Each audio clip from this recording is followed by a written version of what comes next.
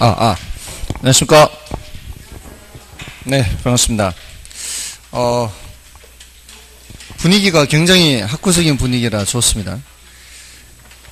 지금까지 안 나가던 문제가 나가니까 굉장히 공부를 열심히 하는 것 같습니다. 다들 지금 잡담하지 않고 문제 푸느라고 정신없어요. 오늘 혹시 처음 오신 분 계시나요? 처음 오셨습니까?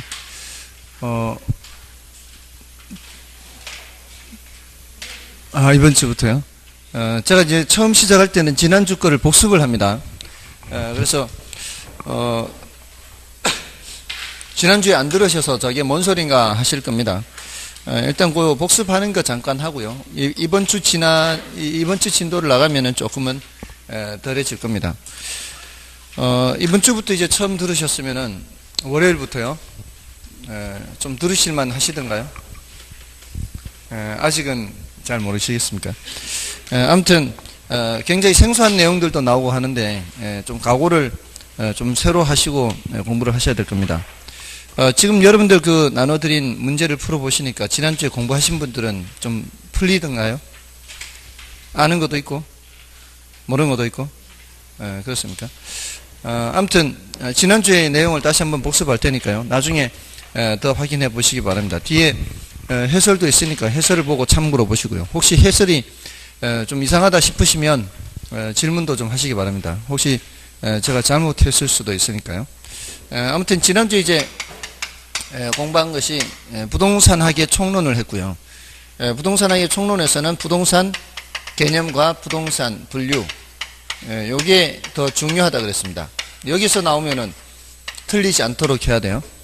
그리고 부동산 특성을 했고요. 부동산 속성을 했습니다. 부동산 특성은 이건 난이도가 높다 그랬죠. 난이도가 높고요. 난이도 높다는 게 들을 때는 알 것 같은데 나중에 막상 또 문제를 풀려고 보면은 이게 그건지 저건지 헷갈리죠. 들을 때뿐이에요. 그리고 부동산 속성은 10분의 0이라고 그랬죠. 중요도가 좀 낮다 말씀드렸어요. 근데 그 중요도가 낮은데 그 중에서도 공간성이나 위치성에 대해서는 그래도 너무 오랫동안 출제가 안 돼서 특히 공간성에 대해서는 좀 정리를 해둬야 된다 이렇게 말씀을 드려서 설명을 드렸습니다. 그래서 요거는 난이도 높고 분량도 많다 그랬죠. 그래서 이거는 따로 시간을 너무 내지 마시고 부동산 특성의 종류와 뜻만 파악해 두시라 그랬죠. 파생현상이 난이도가 높다 그랬죠. 파생현상은 이건 너무 이제 난이도가 높다. 난이도 높은 게 요거예요. 혹시라도 이제 한다고 하더라도 파생현상 중에서 부동성, 부증성 많이 가봐야 영속성까지 하고 나머지 특성들은 종류와 뜻만 알아도 되겠습니다. 아무튼 시간을 너무 많이 들이지 않는 것이 상책입니다. 다음에 이제 부동산 개념과 부동산 분류에서는 부동산이 뭐냐 하는 거였죠. 부동산 개념에서는 부동산이라야 부동산학의 연구 대상이 되고 안 그러면 연구 대상이 되지가 않는 거죠.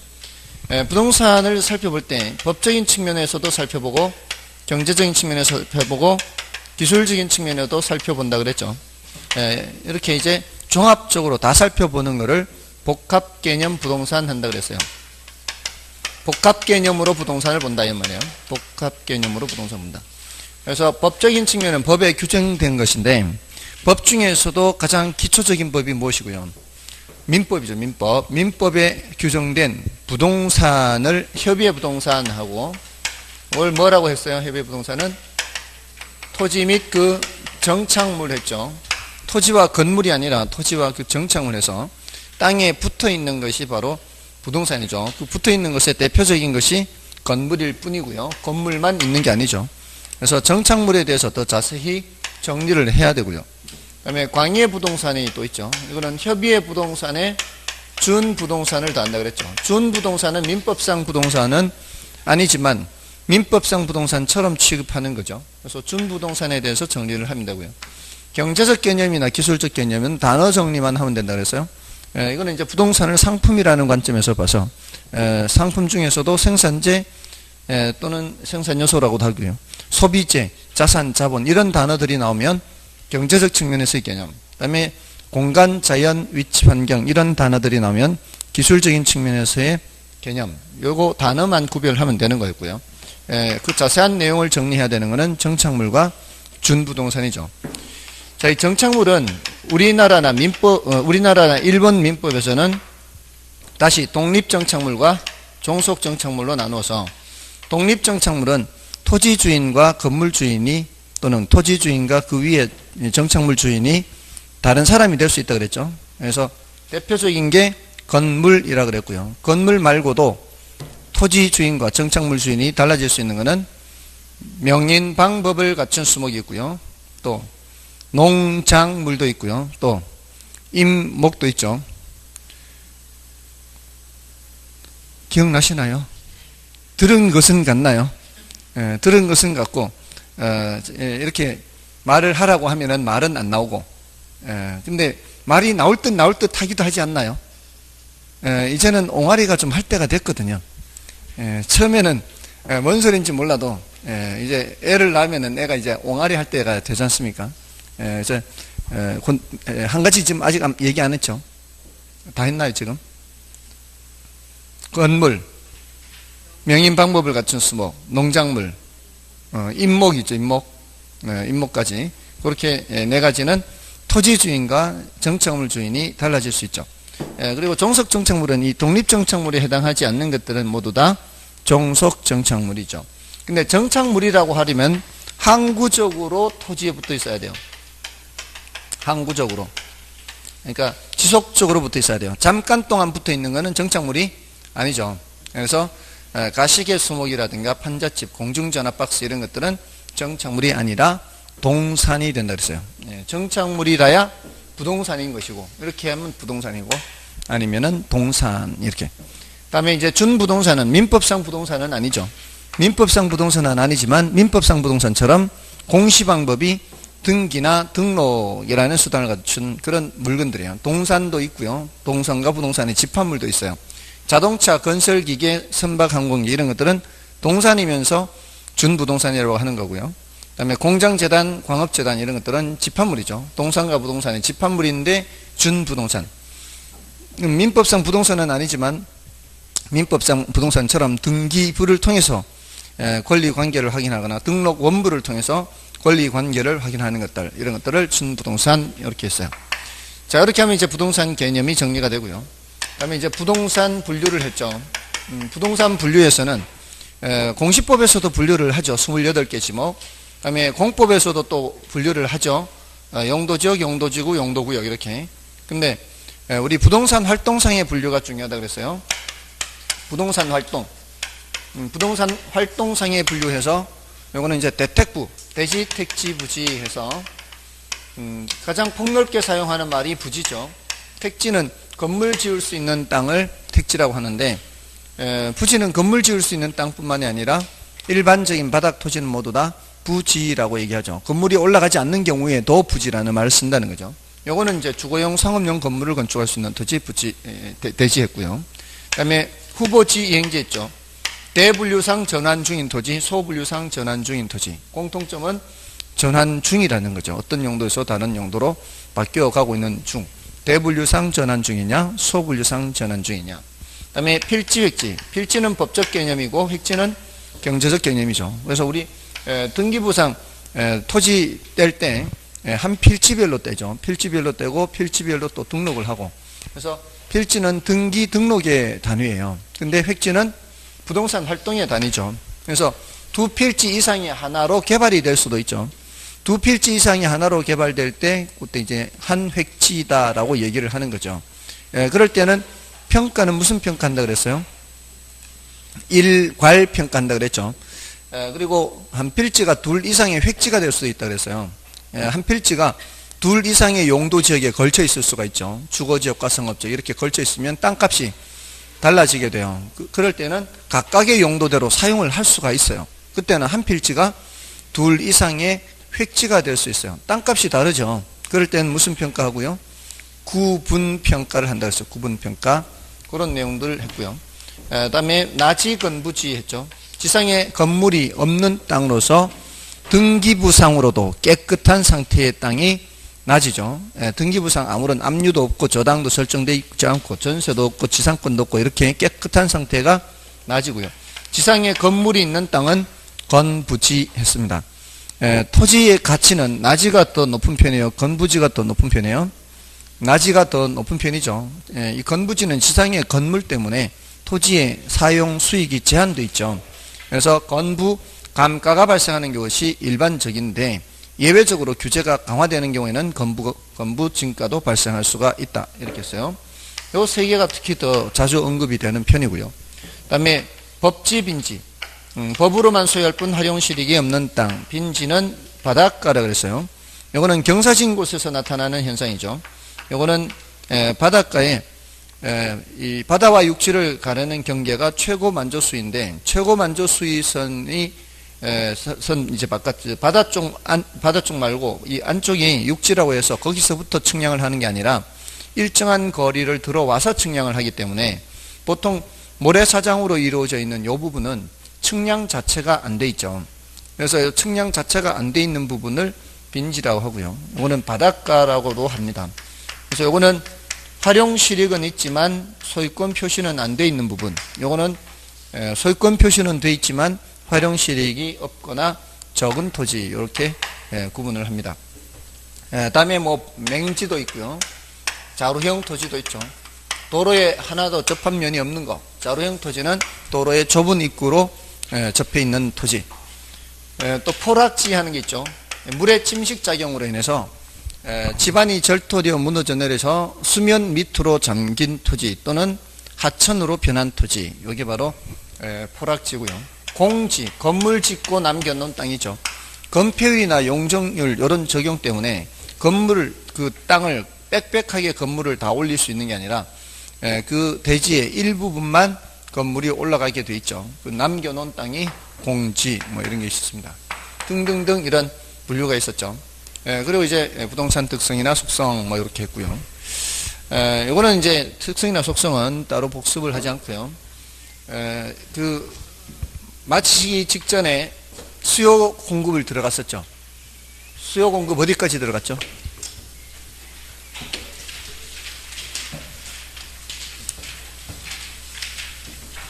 수요 공급에 이제 개념했고요. 수요 공급에 개념했고, 그다음에 수요량 변화, 수요 변화, 요거 구분까지 했죠. 요 구분까지 했습니다. 그 다음에 이제 요 자세한 내용을 오늘 한다 그랬어요. 그래서 개념에서는 수요 공급 개념. 자, 우리가 이런 걸 공부하는 이유는, 자, 이제 오늘 처음 오신 분들은 이제 집중해서 들으셔야 돼요. 우리가 이런 공부를 하는 이유는 시장에서 수요 공급 현상에 의해서 가격이 올라가거나 가격이 내려가거나 이런 현상을 연구하려고 하는 겁니다. 오늘 처음 오신 분은 그냥 설명 먼저 들으십시오. 설명 먼저 들으시고 나중에 교재서 보시면 돼요. 가격이 올라가거나 내려가거나 이런 현상을 살펴보기 위해서 수요 공급이라는 걸 공부하는데, 그러려면은 수요량이나 공급량의 크기를 측정을 해야 되겠죠. 수요량이나 공급량의 크기를 측정을 해야 수요량이 더 많은지 공급량이 더 많은지 거기에 따라 가격이 올라갈지 내려갈지 이거를 보는 거죠. 그래서 수요 개념을 얘기할 때 일정 기간 동안 이렇게 했어요. 일정 기간 동안 구매하고자 하는 기간을 전제한다 그랬죠. 우리가 수요량을 측정을 할 때 앞으로 한 달 동안 또는 앞으로 일주일 동안 이렇게 해서 그 기간 동안에 사려는 양을 측정하는 거예요. 또는 그 기간 동안에 팔려는 양을 측정하는 겁니다. 요 기간을 전제하는 개념을 뭐라 그랬고요? 유량 변수라 그랬죠. 그래서 우리는 원칙적으로 유량으로 측정한다 그랬어요. 예외적으로 이제 저량으로 측정하고요. 이건 예외입니다. 이거는 일정 시점을 전제로 측정해야 돼요. 그래서 어떤 게 유량 변수인지 어떤 게 저량 변수인지 이거를 구별을 해야 된다 그랬어요. 그래서 유량 변수의 대표적인 게 소득이라고 했는데, 이게 유량 변수인지 저량 변수인지를 알아볼 수 있는 가장 그 상식적인 방법은 한 달에 얼마 이렇게 말을 해서 말이 되는지 안 되는지를 생각해 보면 되는 거예요. 한 달에 소득이 얼마예요? 이런 말을 물었을 때 말이 되면은 뭐예요? 그건 유량이에요. 한 달에 소득이 100만 원이다. 말이 되죠? 근데 한 달에 가격이 1,000원이다. 말이 돼요? 지금 말이 된다고 생각하는 사람도 있나 봐요, 지금. 한 달에 가격이 1,000원. 말이 안 되죠? 그럼 가격이라는 거는 유량 개념이 아니고 무슨 개념? 저량 개념이에요. 한 달에 인구가 몇 명이에요? 한 달에 인구가 몇 명이에요? 말 돼요, 안 돼요? 예, 말이 된다고 생각하는 사람이 또 있어요? 그러면 말이 안 되죠, 이거는. 한 달에 인구가 몇 명. 말이 안 되는 것들은 전부 다 무슨 개념이기 때문에? 저량 개념이기 때문에 안 된다, 이 말이에요. 예, 그래서, 한 달에 얼마에서 말이 되면 다 이게 유량 개념입니다. 그리고 한번 이렇게 알아둔 개념이 있으면 그거하고 연관해서 기억하면은 훨씬 기억하기가 쉽습니다. 외우는 것이 아니고요. 예를 들어서 소득이 지금 유량 개념이라는 걸 알았으면 소득과 관련된 것들은 전부 다 유량 개념이라는 얘기예요. 예, 이제 가장 직접적으로 관련된다는 것은 소득 중에 근로소득만 있는 게 아니고 임대소득도 있고 이자소득도 있고 배당소득도 있고 사업소득도 있고 이런 소득들 다 있죠. 다 뭐란 얘기예요? 다 유량 개념이란 얘기예요. 이게 1차적이에요. 그러니까 임대료 수입하면은 그건 다 무슨 개념이란 얘기예요? 유량 개념이란 얘기죠. 근데 여기서 조금 더 나가서 연관지어서 생각하면은 받는 쪽에서는 소득이지만 주는 쪽에서는 뭐예요? 지출 비용이란 말이에요. 그럼 받는 쪽에서 월간 단위로 받는다면 주는 쪽에서도 월간 단위로 주겠죠. 그러니까 비용이나 지출 개념도 무슨 개념이란 얘기예요? 유량 개념이란 얘기예요. 그래서 연관지어서 생각하면은 훨씬 생각하기가 쉽다는 거죠. 그래서 그 구별을 해야 됩니다. 시험에 질문하니까. 여기는 이제 가격 또는 아까 인구, 재고 개념이다, 저량 개념인데 이걸 구별을 할 수 있어야 되고요. 그 다음에 구매하고자 하는 이것은 구매를 했다는 얘기, 앞으로 할 거란 얘기예요. 앞으로 할 거란 얘기. 그 이유는 구매를 한 사람은 가격에 영향을 미치지 못하기 때문에 그래요. 시장이라는 곳에 사람들이 사서 가버린 사람, 시장에서 사서 가버린 사람은 더 이상 가격에 영향을 미칠 수가 없습니다. 가격에 영향을 미치는 사람은 사려는 사람, 팔려는 사람이 가격에 영향을 미칠 수가 있어요. 사려는 사람이 많아져야 가격이 올라가는 거죠. 지금까지 아무리 많은 사람이 사가지고 갔다 한들 앞으로 살 사람이 없으면 어떻게 해? 앞으로 살 사람이 없으면 어떻게 해요? 가격은 더 이상 올라갈 것 같아요? 앞으로 살 사람이 없으면 더 이상 가격이 올라갈 수가 없습니다. 예전에 그 케네디 아버지인가, 존 F 케네디 있잖아요. 미국 대통령을 지냈던 그 사람인가, 그 아버지인가가 그 사람 아버지가 유명한 펀드 매니저였대요. 펀드 매니저였는데 이제 주식을 이제 다루는 사람이죠. 그 세계 대공황인가 뭐 하여튼 뭐 그 무렵인가. 근데 이제 그 구두를 닦으러 갔는데 구두 닦기 소년이 무슨 주식을 사면 좋겠냐고 이 사람을 알아보고, 유명한 펀드 매니저라는 걸 알아보고 무슨 주식을 사면 좋겠냐고 물어보더래요. 그래서 그 얘기를 듣고 이 사람이 들어가서 바로 갖고 있던 모든 주식을 처분했대요. 왜 그랬을까요? 구두 닦기 소년이 주식을 얘기할 정도면 이미 주식시장에 들어올 사람은 다 들어왔다는 얘기예요.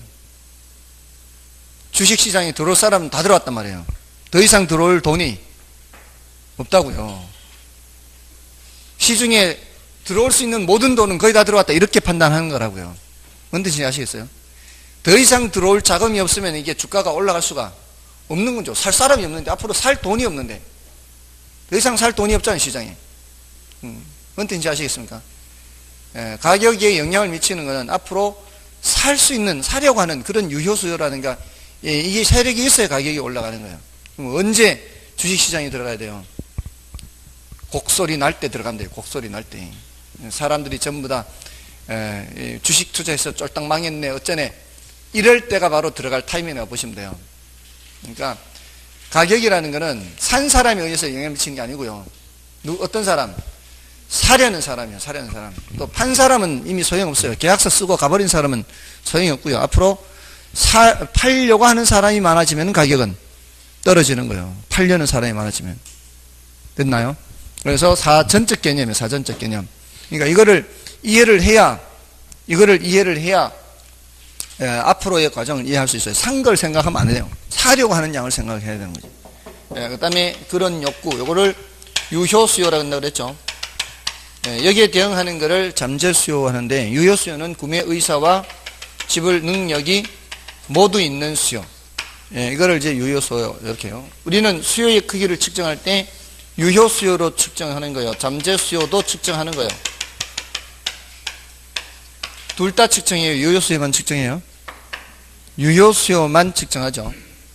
시장에 올 때는 돈을 들고 와야 된다는 얘기죠. 돈이 없으면 아무 소용이 없습니다. 돈이 없으면 아무 소용이 없어. 다만 여기 능력에는 뭐도 포함시키는 거예요?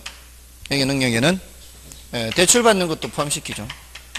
사실 이거 점잖게 말해서 그렇지, 극단적으로 말하면은 훔쳐서 와도 돈은 갖고 와야 된다 이 말이에요. 훔쳐서 와도 돈은 갖고 와야 된다. 능력이 있어야 된다 이 말이에요. 이게 이제 수요 개념이었고요. 자, 이 수요량에서 이 수요의 크기를 이제 수량으로 나타내는데, 제가 부동산은 평생을 가봤자 몇 번 사고 파는 거 아니라 그랬죠. 그래서 이걸 이제 사과를 예를 들었었죠. 사과를 앞으로 일주일 동안 또는 앞으로 한 달 동안 사려고 한다, 사서 먹으려고 한다면 얼마만큼 살까요? 사람들 이제 한테 생각을 하라고 한다면 사람들마다 생각하는 그 수량은 다 똑같지는 않겠죠. 그리고 같은 사람이라 해도 지난번에 사과 사려고 했던 양과 이번에 사과 사려는 양이 똑같지 않을 수가 있죠. 그 이유가 여러 가지 이유가 있다 그랬죠. 소득이 달라서 그럴 수도 있고, 식구수가 달라서도 그럴 수 있고, 또는 지난번과 이번이 달라지는 이유는 가격이 달라져서도 그럴 수 있고, 그게 여러 가지 이유 때문에 이게 사과의 수요량이 달라질 수 있다 그랬어요. 그거를 수요 결정 요인이라고 그랬어요. 수요 결정 요인. 이 수요 결정 요인의 제일 중요한 게 바로 가격이에요. 가격 말고 그 다음으로 중요한 게 소득, 그 다음에 관련재 가격. 자, 이 관련재라고 하면은 대체재와 보완재라는 게 있어요. 대체재와 보완재. 이걸 두 개로 나눠서 얘기하기가 귀찮으니까 그냥 관련재 하는 거예요. 관련재. 그래서 사과의 경우 대체재 하면은 귤 가격 같은 거, 사과 가격, 사과의 수요량에 영향을 미치는 게 귤 가격도 영향을 미친다 이 말이죠. 근데 사과의 경우에는 보완재는 생각하기가 쉽지 않아요. 모든 재화가 대체재와 보완재를 다 갖고 있는 거 아니에요.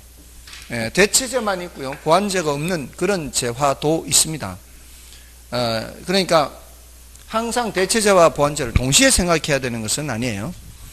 예를 들어서 커피 같은 경우에는 보완재도 있고 대체재도 있어요. 커피의 대체재 하면 이제 녹차나 이런 홍차 이런 거 이제 마실 거리 생각하면 되죠. 근데 커피의 보완재 하면 설탕 생각하면 돼요.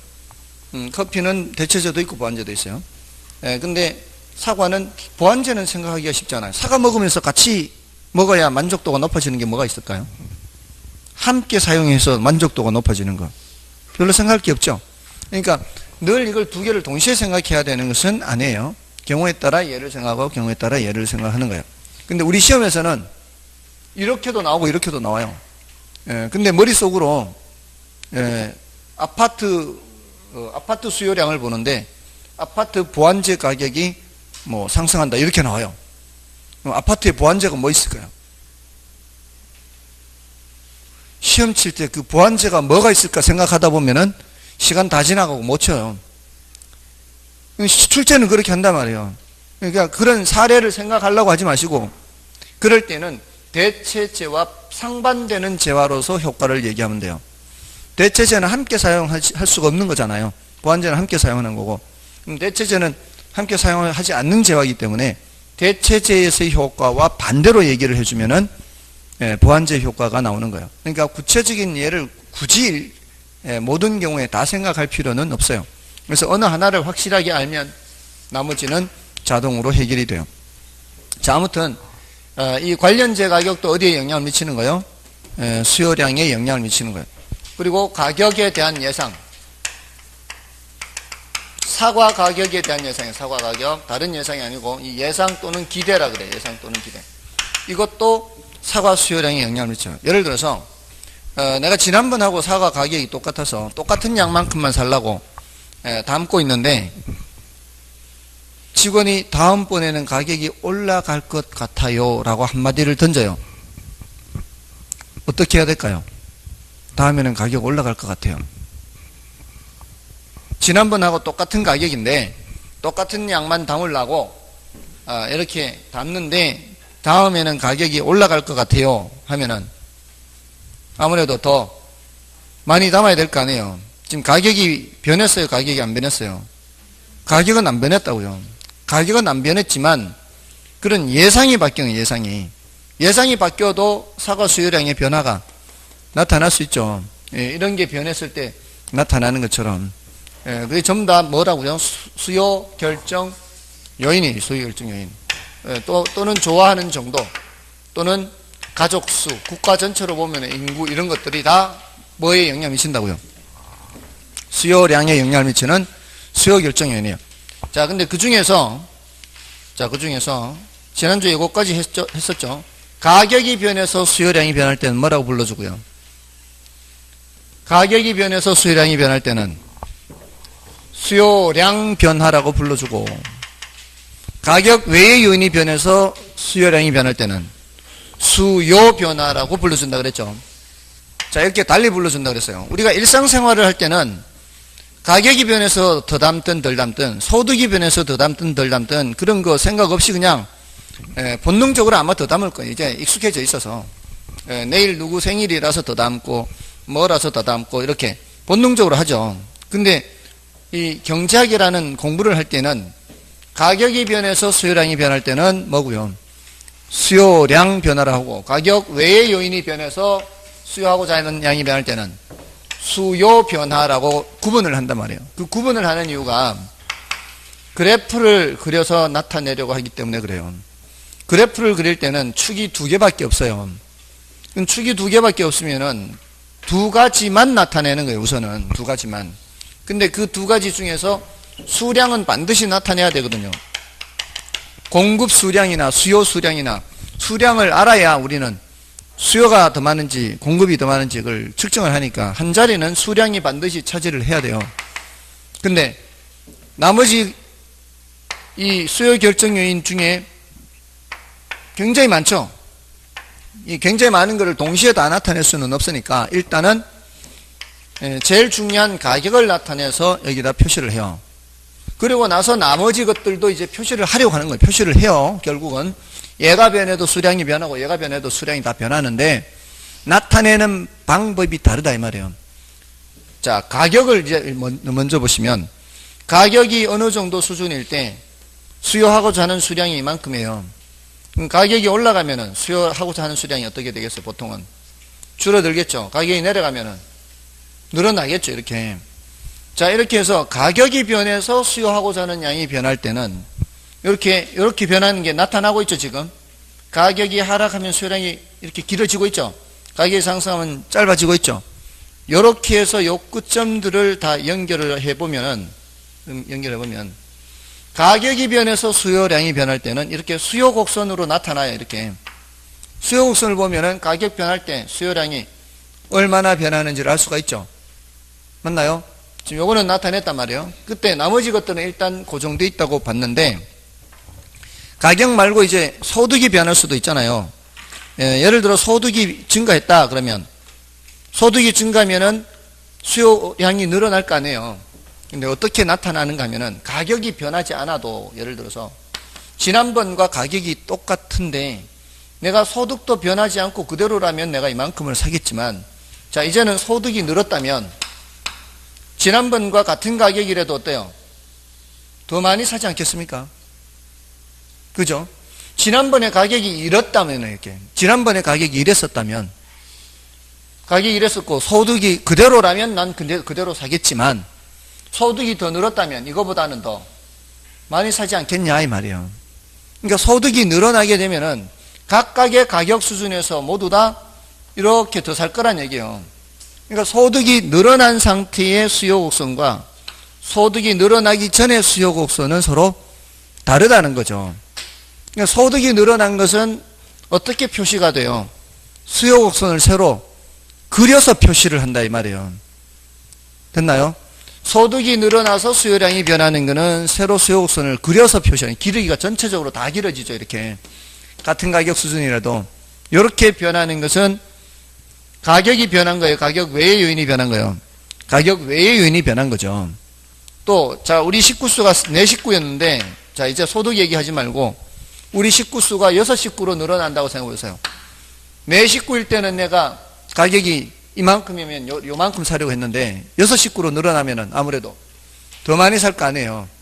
예, 이게 식구수가 6인 가족의 수요 곡선이 4인 가족의 수요 곡선보다는 오른쪽에 그려질 거 아니에요.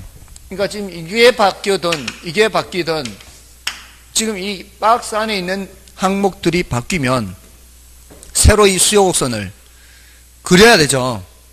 예, 가격이 변할 때만 새로 그리지 않고 이 높낮이가 바뀌는 거예요. 맞나요? 자, 그렇게 가격이 변해서 수요하고자 하는 양이 변할 때는 수요량 변화라 하고 이런 걸 새로 그리면 안 된다 이 말이에요. 여기서 구별하기 위해서 그렇게 용어를 구별하는 거예요. 가격 외의 요인이 변하면은 새로 수요 곡선을 그려야 된다 이 말이에요. 이렇게 됐나요? 이렇게 그리는 거는 무슨 변화?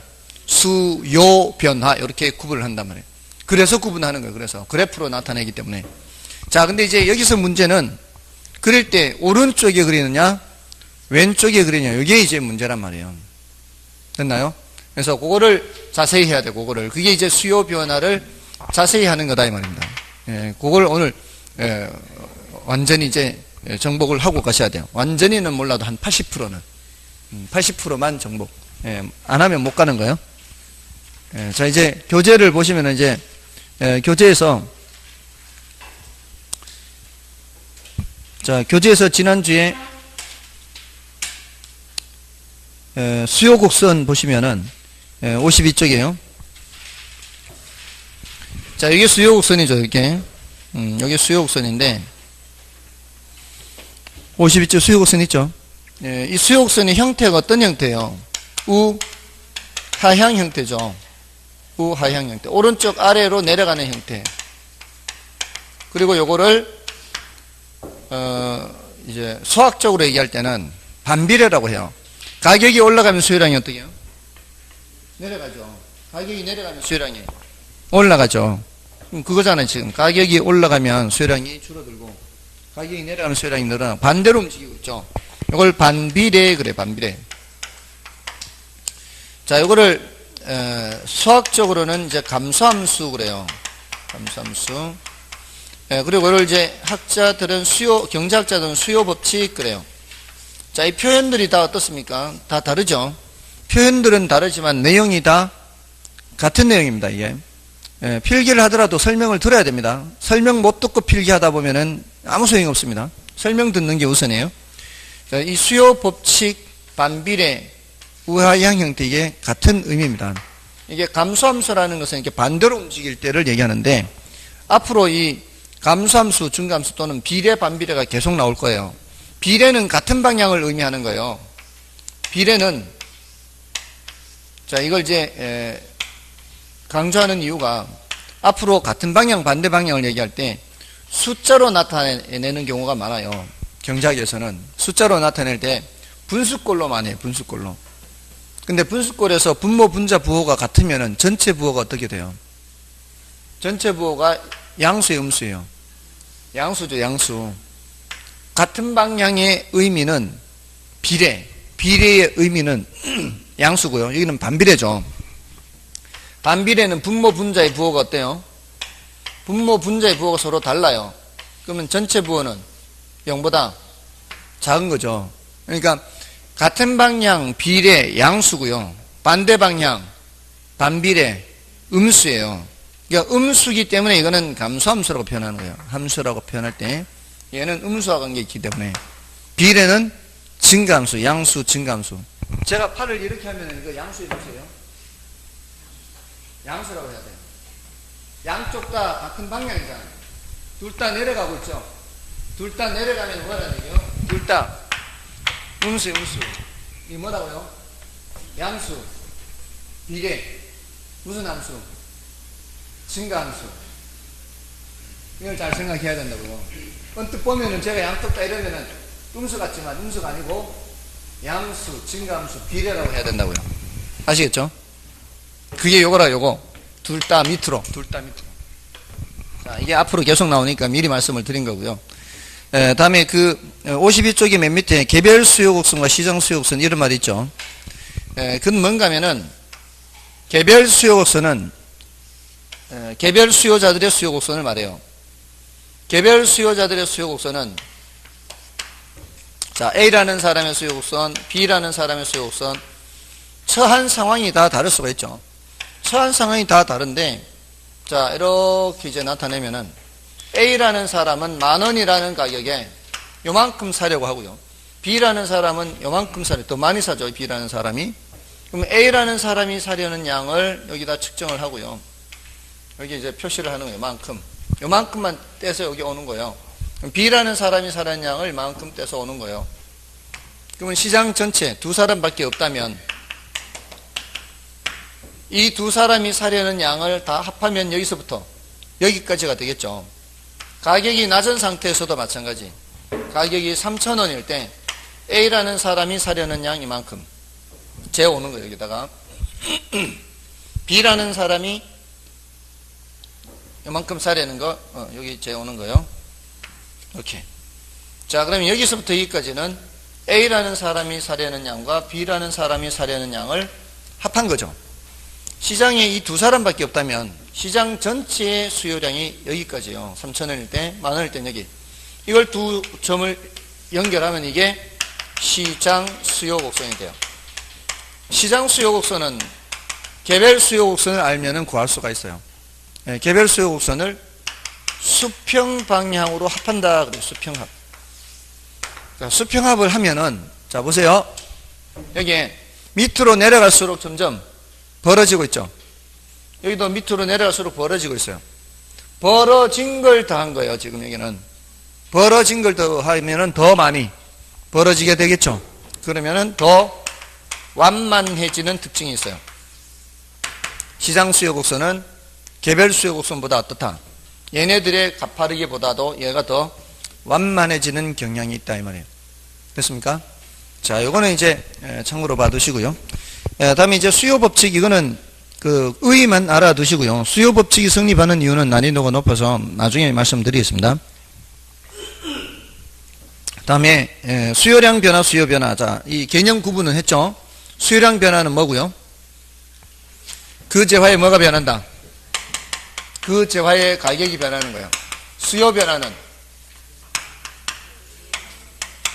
가격 외의 변화죠. 수요 변화는 가격 외의 변화. 자, 수요량 변화는 같은 수요 곡선상에서 점의 변화다라고 하죠. 같은 수요 곡선상에서 이 점에서 이 점으로 가냐, 이 점에서 이 점으로 가냐 이렇게 점의 변화라 할 수 있고요. 수요 변화는 선의 변화다 이렇게 할 수 있죠. 수요 곡선이 이동하는 거예요. 자, 근데 변화는 증가가 있고 감소가 있죠. 여기도 증가가 있고 감소가 있죠. 증가는 어느 쪽이고요? 증가는 오른쪽이 오른쪽. 증가는 길이가 길어지는 거예요. 이게 길이가 길어지면 증가예요. 길이가 짧아지면은 감소고요. 그러니까 길이가 짧아지는 거는 왼쪽으로 가는 거 아니에요. 지금 높낮이도 있겠지만 높낮이 보지 마시고 좌우만 본다면 감소는 왼쪽이고요. 증가는 오른쪽이란 말이에요. 자, 그럼 이게 뭐예요? 감소하는 게 수요량 감소. 수요량 감소예요. 수요량 증가. 수요량 증가예요. 근데 자, 오른쪽에 이렇게 그리면 이렇게 늘어나는 거 아니에요. 이거는 수요 증가예요. 수요 증가. 전체적으로 오른쪽으로 이렇게 길어지니까 수요 증가고 왼쪽에 그리면 수요 감소예요. 수요 감소. 자, 우리는 수요량 변화는 그 원인이 뭐밖에 없어요. 그 재화의 가격 하나밖에 없어요. 수요량 변화는, 점의 변화는. 근데 수요 변화는 원인이 굉장히 많죠. 자, 그래서 이 수요 변화는 원인이 굉장히 많아요. 자, 여기에 대해서 이제 집중적으로 해야 돼요, 여기서. 근데 얘네들은 안 어려워요. 자, 가족수가 늘어나면은 어느 쪽에 그리면 돼요? 오른쪽에 그리면 되고, 줄어들면 왼쪽에. 자, 아파트에 대한 선호도가 높아졌어요. 사람들이 아파트에 대한 선호도가 높아지면 아파트 수요가 증가해서 오른쪽에 그리면 되고, 선호도가 떨어지면은 왼쪽에 그리면 되죠. 자, 이거는 예외가 없어요. 아파트에 대한 선호도가 좋아졌는데 예외적으로 그래프를 왼쪽에 세로 그리는 건 없어요. 근데 얘네들은 예외적인 경우가 있단 말이에요. 둘은. 요것도 예외는 없어요. 조금만 조심하면 되지만 예외는 없어요. 예를 들어서 앞으로 가격이 올라갈 것 같아요. 올라갈 것 같으면 지금 더 사야 돼요, 말아야 돼요? 지금 더 사야 되죠. 지금 더 사야 되면은 어느 쪽에 그리면 돼요? 오른쪽에 그래요, 오른쪽에. 지금 이제 수요 곡선을 오른쪽에 그리느냐 왼쪽에 그리느냐 얘기하고 있단 말이에요. 자, 그럼 소득이 증가하면은 대체로 어느 쪽에 그리면 돼요? 오른쪽에 그리면 돼요. 근데 반드시가 아니기 때문에 여기서 조심해야 돼요. 소득이 증가할 때 수요 곡선을 왼쪽으로 그려야 되는 재화도 있어요. 연탄 같은 거 보세요, 연탄. 연탄 같은 거는 소득이 증가하니까 수요가 줄었잖아요. 지금 연탄 수요 곡선이 이게 연탄 수요 곡선. 연탄 수요 곡선인데 소득이 증가했어요. 그럼 어떻게 해? 그럼 어느 쪽에 그려야 돼요? 왼쪽에 그려야 된대요. 소득이 증가했는데 연탄 수요 곡선은 왼쪽에 그려야 된다고요. 맞죠? 이런 예외적인 경우가 있단 말이에요. 대부분은 어느 쪽에 그리지만 오른쪽에 그리지만, 그러니까 소득 증가와 요 두 번째 관련제는 조심해야 돼요. 그래서 그거를 이제 더 해야 되는 거예요. 소득 변화에 대해서는 소득이 증가할 때 수요가 증가하는 게 보통이에요. 그죠? 이런 게 정상제요. 대부분은 그래요. 정상제요. 또는 우등제, 상급제 그래요. 자, 근데 소득이 증가할 때 어떤 재화도 있다고요?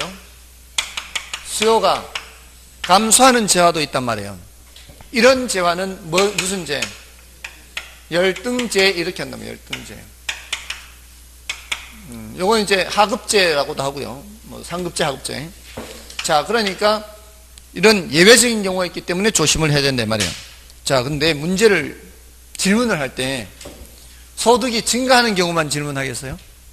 소득이 감소하는 경우도 질문할 거 아니에요. 소득이 감소할 때 정상제는 어때요? 수요가 감소하죠. 그때는 왼쪽에 그려야 돼요. 자, 근데 열등제는 소득이 감소할 때 수요가 어떻게 해요? 수요가 증가하니까 어느 쪽에 그려야 돼요? 오른쪽에 그려야 돼요. 자, 그러니까 요거를 이제 조심해야 되는 거죠. 자, 그럼 보세요. 공부라는 게 이렇게 질문할 수도 있고 저렇게 질문할 수도 있고 질문할 수 있는 가능성을 미리 준비하는 거 아니에요. 그래서 시험에 딱 나오면 대답하는 거 아니에요. 근데 질문할 수 있는 가지수가 몇 가지예요? 여기서 모두 몇 가지일까요? 네 가지.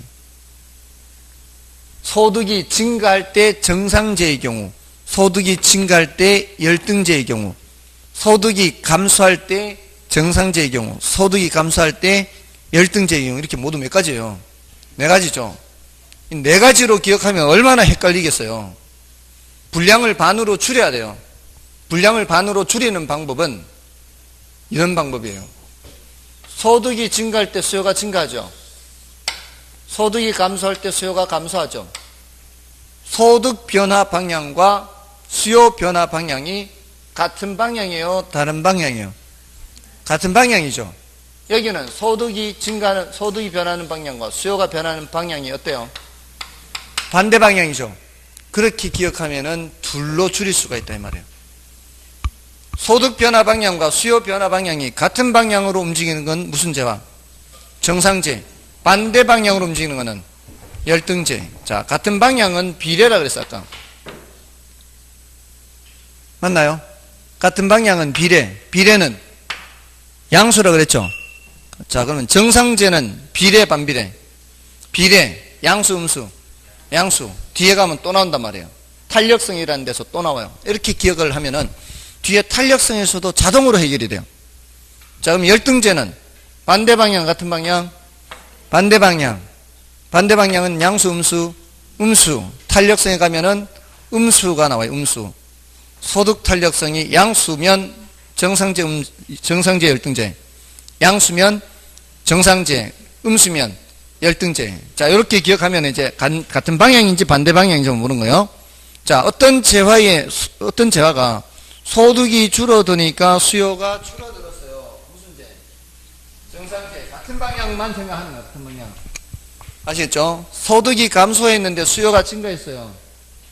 열등제. 이렇게 방향을 보고 판단하면 된단 말이에요. 그죠? 소득이 증가했는데 수요가 감소했어요. 열등제. 이때 수요 곡선 왼쪽 그려요? 오른쪽 그려요? 수요 곡선 왼쪽 그린다. 감소는 왼쪽이거든요. 감소는 짧아지는 거니까. 아시겠죠? 그렇게 하면 안 헷갈린단 말이에요. 됐나요? 그래서 같은 방향, 반대 방향, 이렇게 소득에서는.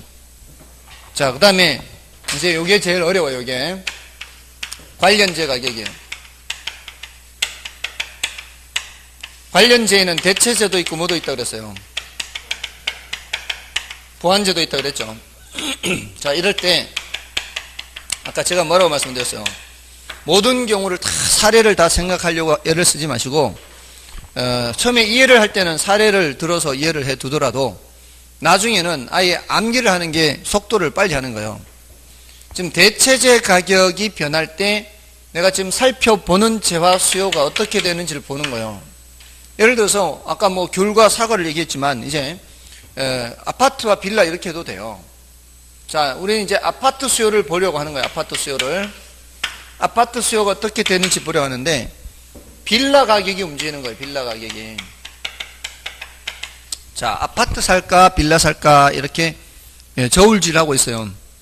자, 이런 상황에서 빌라 가격이 올라가는 거예요. 그럼 아파트 수요 어떻게 해? 빌라 안 사고 이리 와야 될 거 아니에요. 이렇게. 이 방향이 어때? 이 방향이. 대체자 가격이 올라가니까 내가 살펴보는 자 수요가 증가하죠. 자, 그러면은 여기서 이해를 했잖아요. 빌라 가격이 이제 저울질 하다가 빌라 가격이 올라가 버리니까 빌라 포기하고 아파트로 가니까 아파트 수요가 증가한다. 지금 이쪽 대체재 가격이 상승하니까 내가 살펴보는 자 수요 증가죠. 방향 같은 방향 반대 방향? 같은 방향. 같은 방향 무슨 재? 대체재. 이렇게 대체재. 그럼 보완재는 어떻게 되겠어요? 반대 방향이 된다고요. 자, 근데 조심해야 되는 게 있어요. 대체재를 무조건 같은 방향으로 생각하시면 안 되고요. 지금 빌라 가격이 올라갈 때잖아요. 빌라 수요가 감소하면 어떻게? 여기가 수요예요, 수요. 가격이 아니고 빌라 수요가 감소하면 아파트 수요는 증가하죠. 여기가 수요가 나올 때는 방향이 어때요? 반대죠. 여기가 뭐가 나와야 돼요? 가격이 나와야 돼요. 여기 수요가 나오면 요 다음 단계거든요, 이게. 이렇게 간단 말이에요. 지금 요걸 우리는 중간에서 건너뛰어야 돼요. 건너뛰어야 돼요. 요걸 외워야 된다고요. 자, 그러니까 우리는 뭘 외워야 되는가 하면은 대체재 수요가 나올 때가 아니라 대체재 가격이 나올 때 같은 방향이다. 이렇게 기억을 해야 돼요. 그럼 외워야 돼요. 이렇게. 대갑이 이렇게 외워요. 대갑이.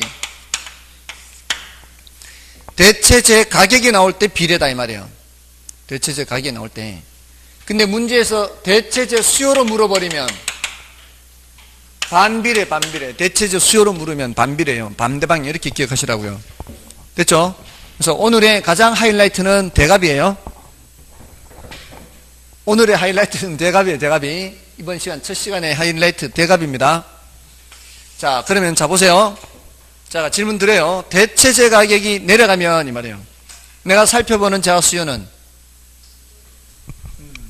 내려가요. 그럼 어느 쪽이 그려야 돼요? 왼쪽이 그려야 돼요. 지금 우리는 지금 왼쪽이 그리느냐 오른쪽이 그리느냐 지금 이거 하고 있는 거예요. 계속 아직 안 끝났어요. 수요 변화가 아직 안 끝났다고요. 왼쪽이 그리냐 오른쪽이 그리냐 이걸 계속 하고 있다고요. 됐습니까?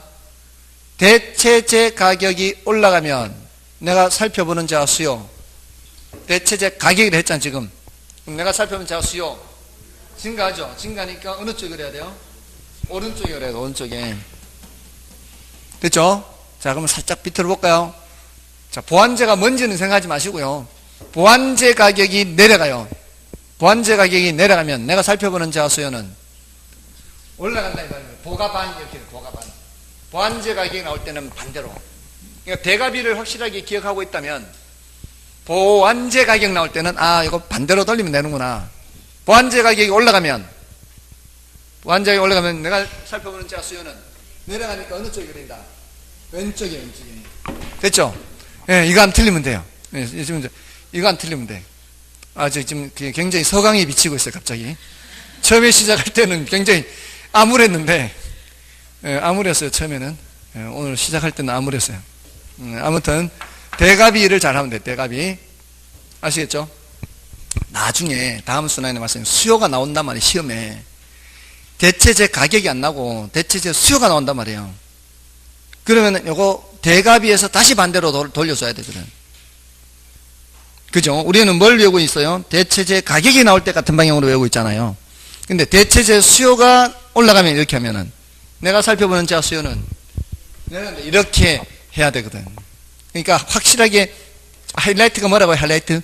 대가비. 아시겠죠? 대가비 요거 해야 돼. 그러면 됐어요. 이제 됐어. 다 됐어요. 이러면은 다 됐어요. 그래서 우리 교재에 지금 그 54쪽에 소득 변화 있지 않습니까? 지금 그거 얘기하고 있는 거예요. 수요 변화 중에서도 기억에 소득 변화가 제일 위에 있는 거고요. 그 다음에 55쪽에 관련제 가격 변화에서 대체제 가격 변화, 보완제 가격 변화. 그 대체제 가격 변화에다 옆에다 뭘 써놓으면 되는 거예요. 대가비 써놓으면 되는 거예요. 대가비. 보완제 가격 변화에다는 보가반 이렇게 써놓으면 되는 거죠. 자, 다음에 넘어가셔서 56쪽에 수요자의 예상 이자율 변화. 이건 뭐 어렵지 않아요. 이제 아까 수요자 예상 다 했어요. 사과 가격이 올라갈 것 같으면은 수요를 더 증가시켜요, 감소시켜요? 올라갈 것 같으면. 올라간 게 아니라 올라갈 것 같으면. 지난번보다 올랐다는 게 아니라 지난번과 가격은 같은데 앞으로 올라갈 것 같으면 더 사요, 말아요? 더 사야죠. 앞으로 올라갈 것 같으면. 그럼 이거 사과 가격과 사과 가격 변화에 대한 예상은 전혀 다른 개념이에요. 지난번과 같은 가격이라도 가격 변함이 없잖아요. 변함이 없어도 앞으로 가격이 올라갈 것 같으면 수요를 더 증가시키죠. 그럼 어느 쪽이 그래야 돼요? 오른쪽이. 됐죠? 자, 요거 조심하시면 돼요. 나머지는 됐습니다. 좀 쉬고 이제 공급을 하도록 하겠습니다.